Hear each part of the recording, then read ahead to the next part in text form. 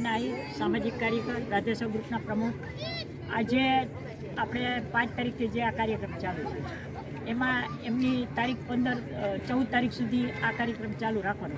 આ જે કાર્યક્રમ છે એ સરકારશ્રીનો કાર્યક્રમ છે।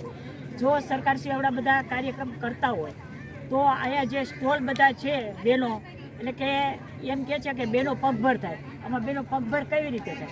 અહીંયા કોઈ પણ જાતની સુવિધા નથી ફાયરની, કારણ કે કપડાનો સ્ટોલ હોય, કોઈ આગ લાગે બીજું થાય, નથી પોલીસની કોઈ એવું, અને રાત્રે આ બધા લોકોનો સામાન પડ્યો હોય તો ભગવાન ભરોસે મૂકી જાવ।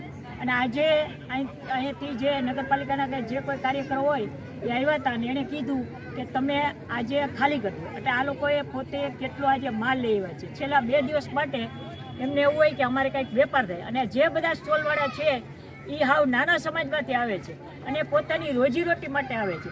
એટલે અને સરકારશ્રીને જો આવડા મોટા કાર્યક્રમ કરે છે અને આવીને એનું મન પડે એવી રીતે જો આ સરકારશ્રી કાર્યક્રમ કરતા હોય તો આમાં આવતા સમયમાં આમાં કોણ ભાગ લેશે? એટલે સ્વદેશી મેળાનું જે આયોજન કર્યું છે એમાં સુવિધાના નામે હાવ ઝીરો છે, કોઈ પણ જાતની સુવિધા નથી।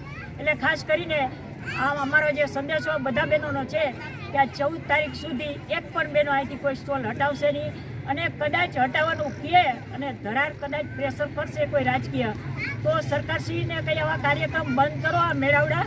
અને ખાસ કરીને કે જો આ બધા સ્ટોલો હટાવશે, અમે બધા બહેનો અત્યારે મક્કમ છે, અને જો આ સ્ટોલો હટાવવામાં આવશે તો એનું જે કાંઈ વળતર છે 2 દિવસનું જે વેપારનું એ બધા બહેનોને એને ચૂકવવું પડશે। આ 50 સ્ટોલો જે છે એ બધાનું કાપો સરકાર શ્રી વળતર આપે છે।